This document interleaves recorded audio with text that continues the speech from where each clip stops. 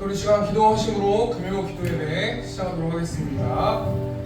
사랑과 은혜가 풍성하신 하나님, 지금 우리가 마음을 다하여서 하나님을 예배하기 위해서 이 자리에 모였습니다. 또 기도하기 위해서 이 자리에 모였습니다.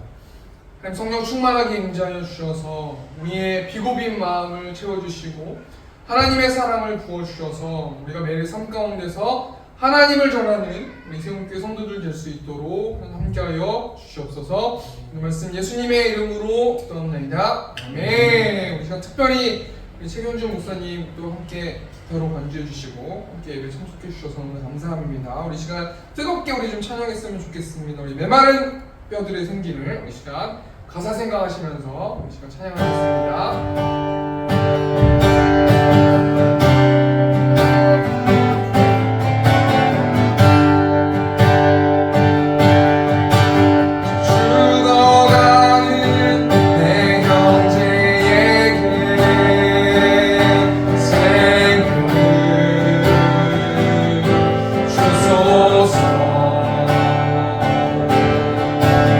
감의 권세에 내어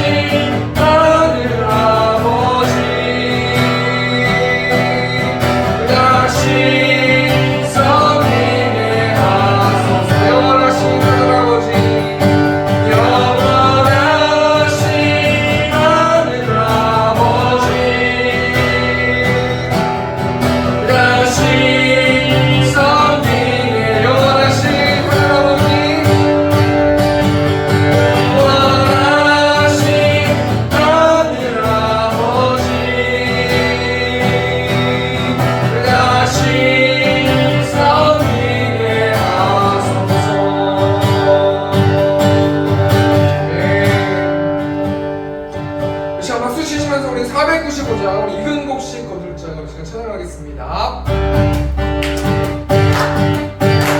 이근곡식 거들자가 있는데 이근곡식 거들자가 때 누가 나서 먹을까 내가 어찌게 그대 앉아 있을까 어서 나 잡아들어 노래 주소서 노래 주소서 제가 숲을 레이스를 내렸지 주저할까 주여 나를 보내주소서 주들 당신을 부르나 따르는 자 적도다 오 주의 사랑하는 이곳식을 어서 거들어 가자 노래 주소서 노래 주소서 제가 숲을 레이스를 내렸지 주저할까 주여 나를 보내주소서 나를 부르시는 어디나 기뻐하소 미하리 주가 명령 내리실 때는 영화라서 기뻐 거두리로다 노래 주소서 노래 주소서 제가 숲을 레이스를 내렸지 주저할까 주여 나를 보내주소서 그가 산 백성들을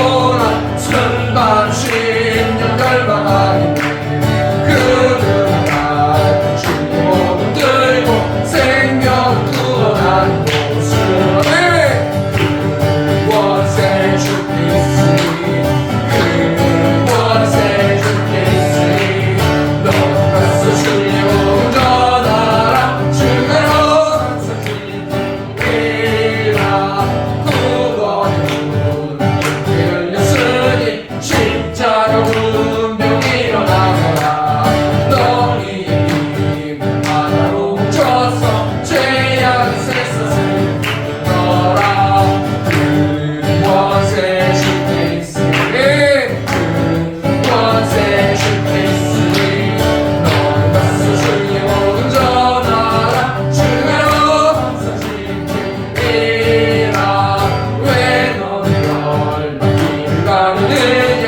주 음성 듣고 응답하여라 널 구원하여 예수는 생명이 찾는 몸을 전하라 그 원세 주께 있으니 그 원세 주께 있으니 너는 가서 주의 복음 전하라 주가로 항상 지키리라 온전하라 주의 나를 영광 찬송 주님을 속죄하니 구원받았으니 기쁘게 할렐루야 부르라네 그 원세 주께 있으니 그 원세 주께 있으니 너는 가서 주의 복음 전하라 주가 삼절 다시 한번 삼절 찬양하겠습니다 왜 너는 길을 가느냐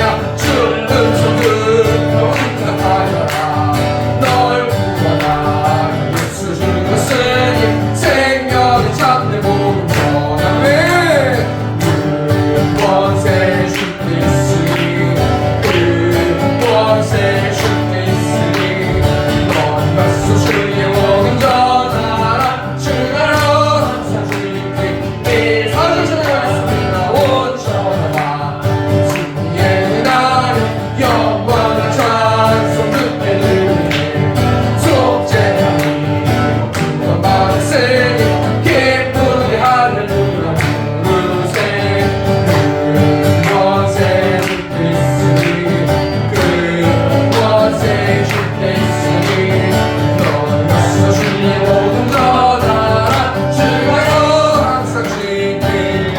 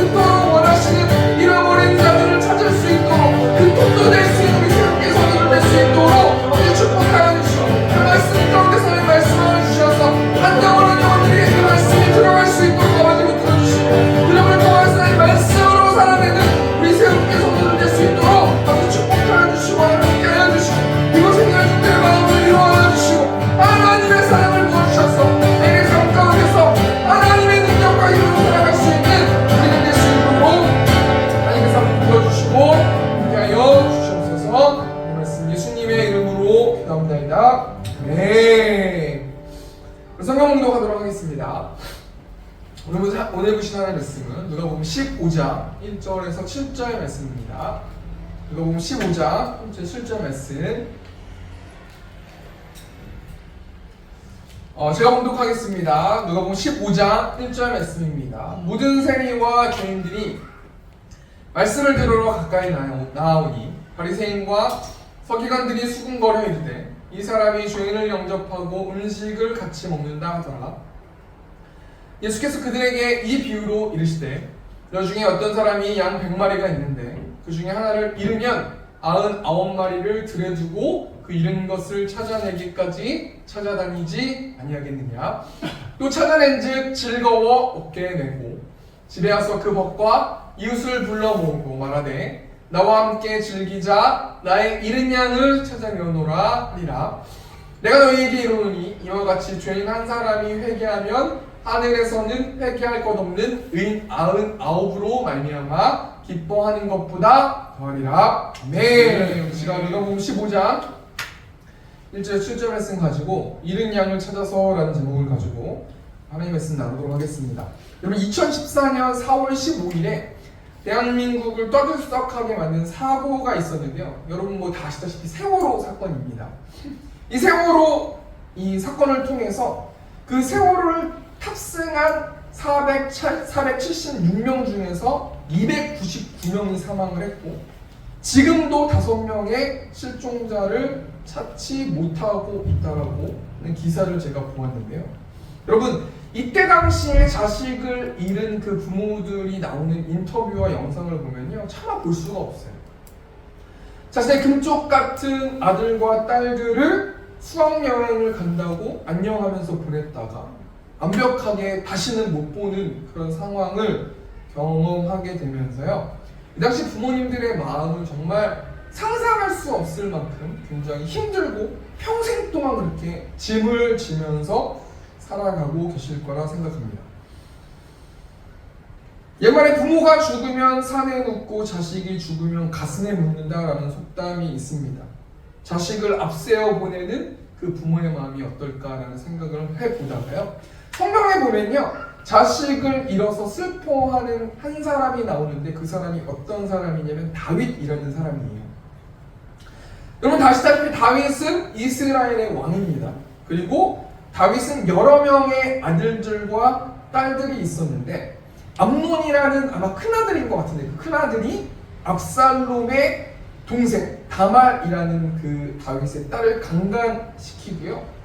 시간이 지난 다음에 압살롬이 반란을 일으켜요. 암논도 죽이게 되고 반란을 일으켜서 다윗 왕이 궁에서 쫓겨나는 신세가 됐단 말이에요.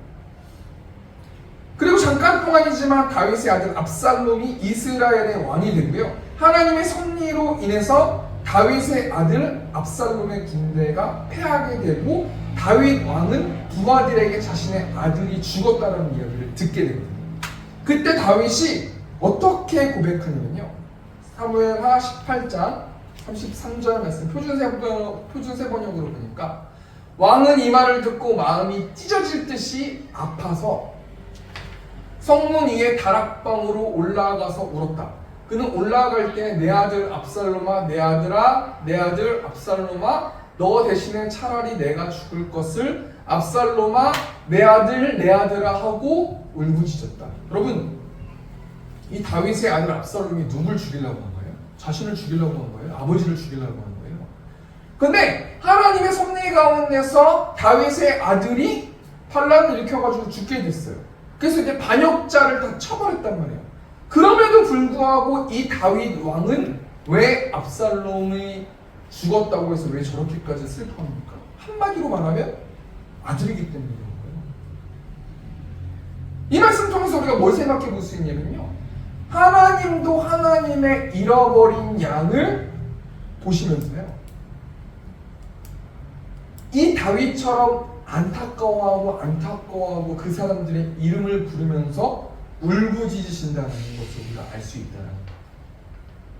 그러니까요, 관계 같아요, 관계. 내가 만약에 어떤 사람을 구원하고 싶은 그 사람이, 내가 만약에 전도하고 싶은 사람이 정말 내가 사랑하는 사람이면 어떤 수단과 방법을 가리지 않고서라도 열심히 할 건데, 내가 그 사람들하고 관계가 별로 좋지 않거나 내가 그것을 전할 수 있는 사람이 많이 없다고 생각이 되어질 때는 전해야 되는데 라고 생각하면서 그냥 생각만 하고 있을 수 있다는 거예요.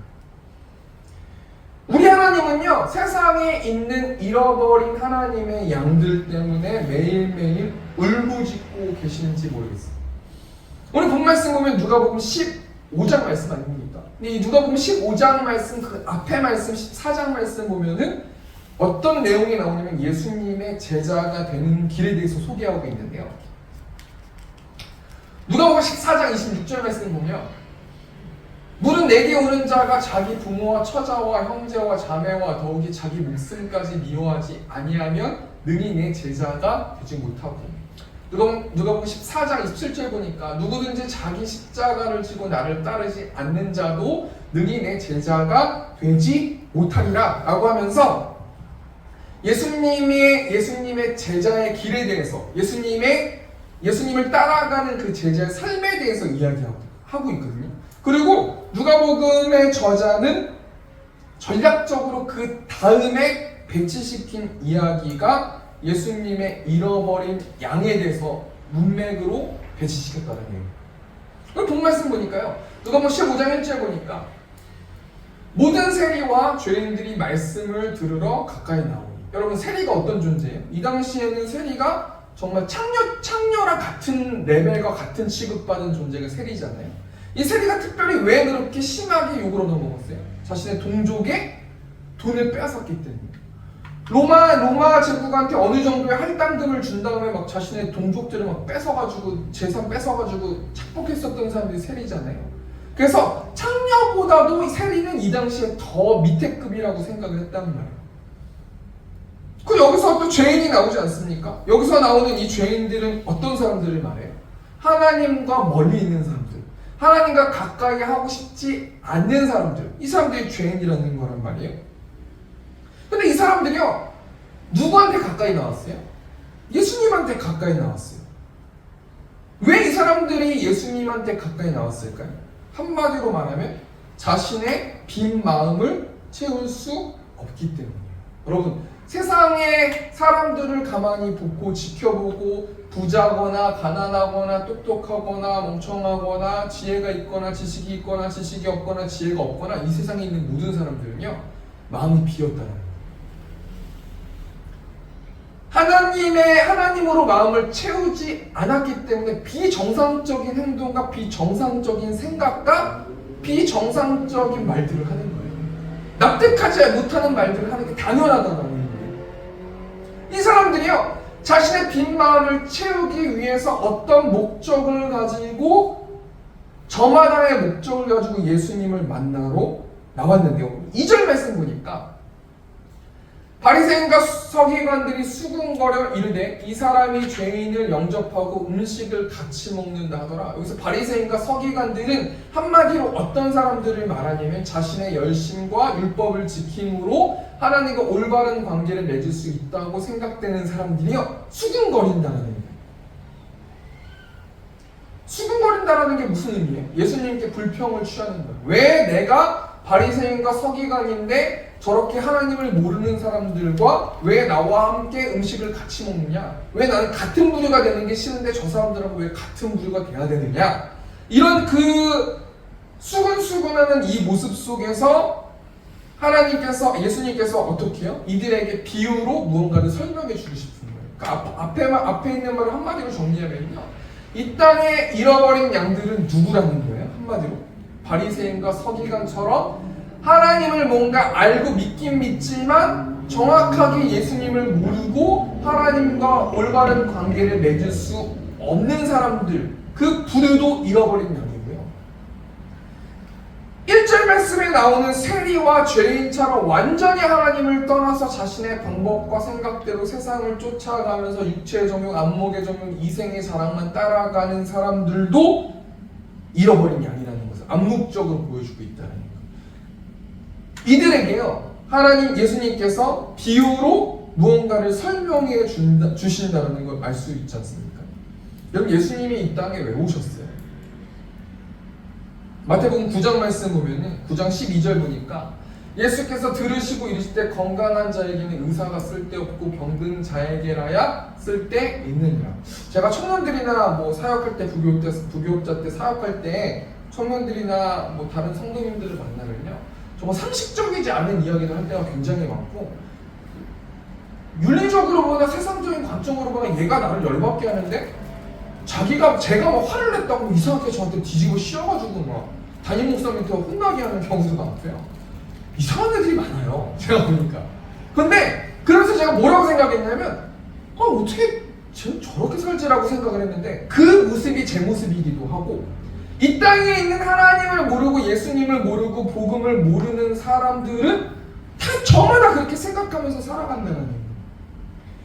마태복음 9장 10절 말씀이 뭘 이야기합니까? 건강한 자에게는 의사가 쓸데없고 그렇게 병든 자에게라야 예수 그리스도의 복음이 쓸데있다는 거 아니에요? 그러니까 우리가 전도하러 갈 때 뭔가 누군가한테 전도하려고 이야기할 때요, 어떻게 저렇게 인생을 살지라고 하는 사람들이 하나님 보시기에는 그 사람이나 나랑 똑같다라는 거예요.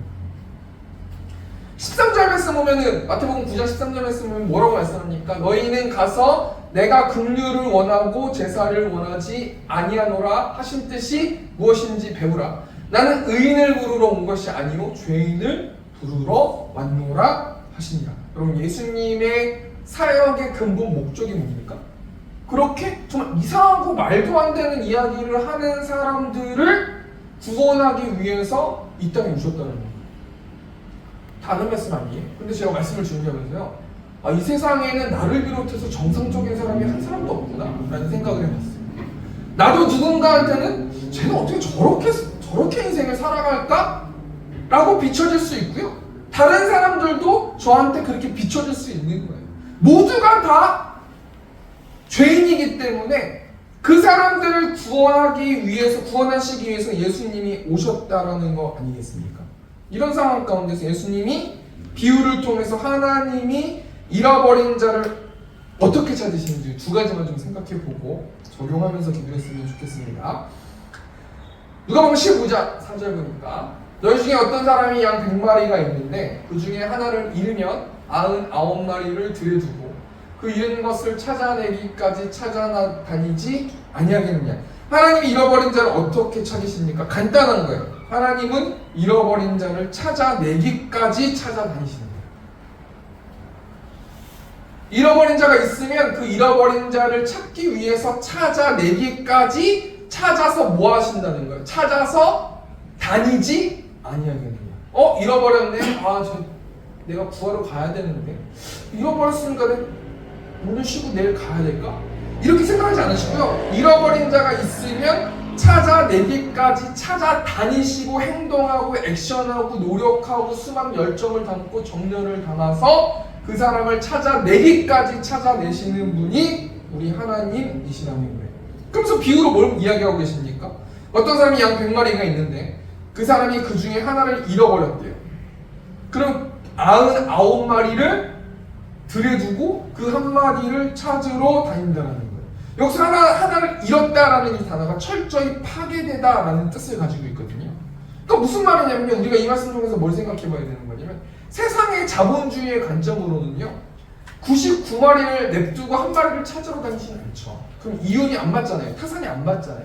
그런데 하나님의 영적인 하나님의 전도 방법과 영적인 하나님이 영혼을 구원하는 방법은 세상의 방법과 정반대라는 거예요. 전 충격적이더라고요. 세상의 방법으로 이 사람 내가 뭔가 열심히 성경 공부도 하고 열심히 노력했는데 이 사람이 날 원하지 않으니 그럼 넌 하지 마. 하나님도 다른 사람을 붙여주시겠지. 이것은 세상적인 방법이고, 하나님은 그 사람이 찾아낼 때까지 그 사람이 부담스럽겠다고 생각하면 기도를 하면서 그 사람이 하나님의 자녀가 될 수 있도록 끝까지 노력하는 것이 이 자본주의의 방법과 영적인 방법의 차이라는 것을 알 수 있어요. 이 주인이 왜 한 마리를 찾길 원했습니까? 이 한 마리가 자신이 가족처럼 생각하고 자식처럼 생각했었던 양이기 때문이라는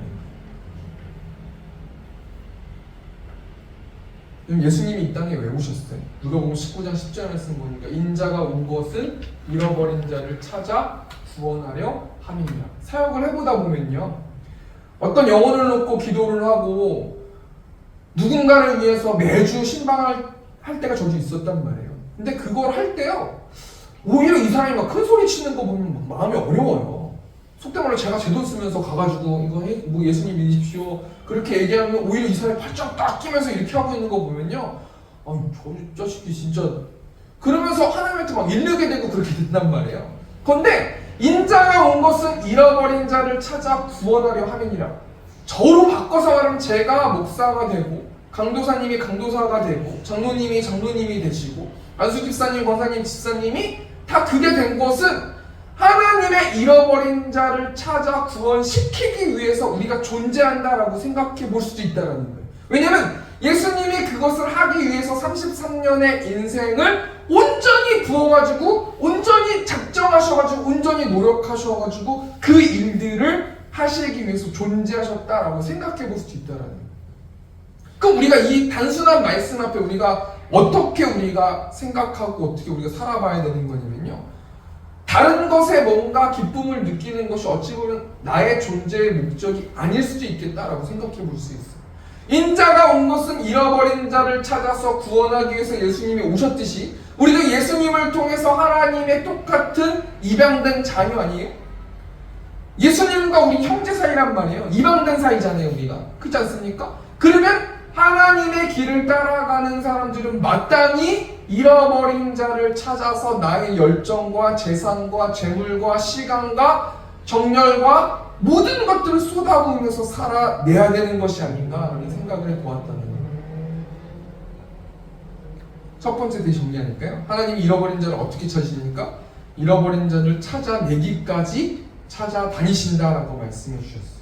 우리도 이 말씀을 통해서 오늘 무엇을 놓고 기도했으면 좋겠냐면, 하나님이 나에게 붙이신 그 영혼들을 내 힘으로는 할 수 없지만 이 세상의 자본주의 방식대로 생각하면서 쟤는 참 이상한 아이구나 라고 생각하는 것이 아니라, 하나님 나한테는 그런 마음이 없으니 하늘로부터 내려서 사랑을 부어주셔서 그 영혼을 볼 수 있도록 인도해 주시고 그 영혼이 하나님의 나라를 떠나지 않을 수 있도록 인도해 달라고 그 영혼을 놓고 중보하는 이 시간 됐으면 좋겠습니다. 우리 두 번째로 하나님이 잃어버린 자를 어떻게 찾으십니까? 우리 누가복음 15장 5절 보니까 또 찾아낸즉 즐거워 어깨에 메고. 하나님이 잃어버린 자를 어떻게 찾으시냐면요, 두 번째로 잃어버린 양을 찾기 위해서 사람을 보내셔서 영적 전쟁으로 잃어버린 자를 찾으신다는 거예요. 단순한 거예요. 하나님은 찾을 때까지 찾으시고요, 사람을, 두 번째는 사람을 보내셔가지고 그 사람이 하나님과 함께 편을 먹고 영적 전쟁해가지고 그 사람을 하나님께로 소개하는 일들을 해야 된다는 거예요. 우리 출애굽기 말씀 보면 하나님께서 모세를 부르시잖아요. 모세를 부른 다음에 모세에게 너는 떨기나무 가운데서 여차여차 해가지고 막 부르심에 대해서 막 말씀해 주신 다음에 이렇게 되고 이렇게 되고 이렇게 돼서 은근 패물을 가지고 너는 애굽을 탈출할 거다라고 한 다음에 바로 탈출됐어요? 아니에요. 10가지 재앙이라는 것을, 그 시험을 견뎌내고 영적 전쟁했어요. 그곳에는 애굽에 있는 신들을 하나씩 격파하면서 하나님의 이스라엘 백성들을 애굽으로 끄집어내는 일들을 하나님과 동역하면서 했다는 거예요. 그러니까 내가 이렇게 말했는데 얘는 안 믿네, 이렇게 내가 복음을 전했는데 얘는 나를 보고 비웃고 있네, 그럼 안 되겠네, 이렇게 볼 게 아니고요, 당연한 거라는 거예요. 그러면 내가 하나님과 함께 영적 전쟁을 하면서 그 사람을 사단의 올무에서 꺼낼 수 있도록 기도하는 것이 마땅하고 당연하다는 거예요. 출애굽기 12장 21절 말씀 보니까 모세가 이스라엘 모든 장로를 불러서 그들에게 이르되 너희는 나가서 너희의 가족대로 어린 양을 택하여 유월절 양으로 잡고 우슬초 묶음을 가져다가 그릇에 담은 피에 적셔서 그 피를 문인방과 좌우설주에 뿌리고 아침까지 한 사람도 자기 집 문 밖에 나가지 말라. 여러분, 모세가 이스라엘 백성들을 세상이라는 애굽에서 끄집어낼 때 어떤 싸움을 해가지고 결국에는 승리했습니까? 문설주에 어린 양의 피를 발라서 승리한 거 아닙니까? 그러니까요, 잃어버린 하나님의 영혼을 하나님의 품으로 돌아오게 하게 만드시는 것은 예수 그리스도의 피고요, 우리가 전해야 될 것은 예수 그리스도의 피라는 거예요. 살살살살 달랜다고 영혼이 오지 않고요, 밥 사준다고 영혼이 오지 않고요, 잘해준다고 영혼이 오지 않고요, 전화해준다고 영혼은 안 와요. 왔다 가요. 저도 부교육자 생활해보니까요, 중고등부에서 축구하고 농구하고 쇠가 빠지게 뼈가 빠지게 그렇게 농구하고 해도요, 농구 안 하면 안 와요. 그러니까 결국엔 뭐냐면, 하나님의 잃어버린 양을 구원하는 것은, 우리가 마땅히 해야 될 것은 뭐냐면 예수 그리스도의 피, 예수 그리스도의 복음, 십자가와 부활을 그들이 듣든지 아니 듣든지 선포하는 일만 하면 되는 거예요. 그리고 기도로 그를 위해서 영적 전쟁하고 중보 기도하고 거기까지만 하면 되는 거예요. 내가 아무리 내 힘을 가지고 그 영혼이 교회를 나오게 한다 할지라도, 교회에 나온다고 여러분 하나님의 자녀라는 것은 아니라는 것 여러분 알고 계시지 않습니까? 두 번째 되게 정리하니까요, 하나님이 잃어버린 자를 어떻게 찾으세요? 사람을 보내셔서 영적 전쟁으로 잃어버린 자를 찾으신다는 거예요. 말씀을 정리하겠습니다. 하나님은 지금도 잃어버린 양 같은 하나님의 자녀를 찾고 계신데, 그냥 재미로 찾고 계신 게 아니라 진심 어리게 안타까워하면서 세상의 유행을 따르는, 또는 다른 종교와 이상하게 하나님을 믿는 사람들을 구원하기 위해서 지금도 중보하시고 탄식하시고 눈물을 흘리시고 계신다는 거예요. 그럼 결론적으로요, 하나님이 잃어버린 자를 왜 찾으세요? 누가복음 15장 6절 보니까 집에 와서 그 벗과 이웃을 불러 모으고 말하되 나와 함께 즐기자, 나의 잃은 양을 찾아내었노라 하리라. 누가복음 15장 7절 현대인의 성경 보니까 내가 너희에게 이르노니 이와 같이 죄인한 사람이 회개하면 하늘에서는 회개할 것 없는 의인 99으로 말미암아 기뻐하는 것보다 더하리라. 6절 보면 뭐라고 말씀 나와 있어요? 나와 함께 즐기자. 여러분, 우리가 금요일도 예배하고 주일도 예배하고 주일 2부도 예배하지 않습니까? 우리한테는 한 번 드리는 예배일지 몰라도요, 하나님은 춤추면서 기뻐하시는 행동이 예배의 시간입니다. 여러분, 예수 이름이 온 땅에라는 찬양이 있는데요, 예수 이름이 온 땅에 퍼져가네 잃어버린 영혼 예수 이름 그 이름 듣고 돌아오네. 예수님 기뻐 노래하시리 잃어버린 영혼 돌아올 때. 예수님 기뻐 춤추시리 잃어버린 영혼 돌아올 때. 제가 저번 주도 그렇고 이번 주도 수요일날 제가 복음을 그 전도하는 걸로 나가서 혼자 전도를 하는데요, 전도 이렇게 나눠드리고 하면요, 아예 받으시는 분들은 받지만 받기시는 분들은 여러분 아시다시피 이렇게 돌아가지 않습니까? 그러면서 제가 이걸 나눠드리면서 하나님과 속으로 제가 대화했는데, 하나님 좋으세요? 이거 나누고 이게 좋으세요? 이게 너무 좋으십니까? 이게 좋으세요? 이게 좋으세요? 이게 그렇게 좋으십니까? 근데 좋으신 것 같더라고요. 내가 생각하는 하나님이 기뻐할 것은 재물을 드리고 시간을 드리고 봉사하고 다른 사람을 섬기고 내가 하나님 앞에 희생하고 내가 여러 가지 것들을 하고 그것도 좋으시지만, 우리가 그냥 전도지 해서 마스크 해가지고 좋으세요? 하나님 좋으십니까? 좋으십니까? 너무 좋아하시는 거예요. 우리가 생각하는 좋음과 하나님이 생각하는 좋음이 다를 수 있다는 거예요. 우리 이 시간 뭘 놓고 기도했으면 좋겠냐면요, 하나님 10월 22일에 새생명 축제가 있습니다. 물론 새생명 축제가 여러분이 전도를 안 하셔도 사역은 진행될 거고, 그렇지 않습니까? 여러분이 태신자를 품고 기도해도 사역은 진행될 거란 말이에요. 근데 우리가 하나님 앞에서 양심적으로 구원받은 하나님의 자녀로서 그 태신자들, 내가 품은 사람들이 오시던지 오시지 않던지가 중요한 게 아니라, 내가 하나님 앞에서 하나님, 나를 구원한 하나님의 은혜가 너무 커서 내가 말씀으로 살아내길 원해서 그 영혼을 위해서 중보기도 하고 그 영혼을 위해서 금식하고 그 영혼을 위해서 식사를 접하고, 하나님 나의 이 마음을 알아주실 줄 믿습니다라는 마음을 가지고 교회의 사역과 부흥을 위해서가 아니라 나와 하나님과의 관계에서 전도하고 복음을 전하는 우리 세움교회 성도들 되셨으면 좋겠습니다.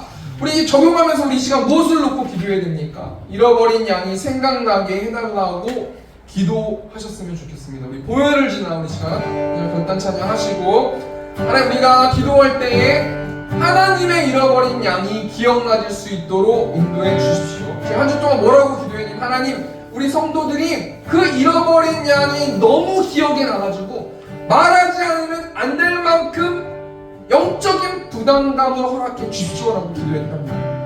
우리 시간 보혈을 지나 우리 시간 찬양하면서 우리 태신자를 품는 시간 갖도록 하겠습니다.